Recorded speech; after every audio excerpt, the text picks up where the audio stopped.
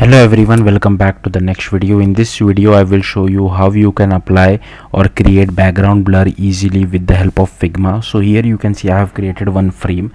Now you can take whatever shape you feel like is right for your blur. So I'll just take a circle shape. I'll just shift press with, and okay, I'm not able to draw it. Okay, shift press and draw it like this. Okay, then you can select whatever color you feel like is right for you. I'll just select this red color. Then all you need to do, just go to effects, and here you just need to select layer blur, and here select this, and here you can change this value to 250, and here you can see again you can play around with this value. So this is how you can get background blur easily in Figma. Again you can just do command D to duplicate it, place it wherever you feel like is right for your project. So here you can see this is how you can achieve this particular look.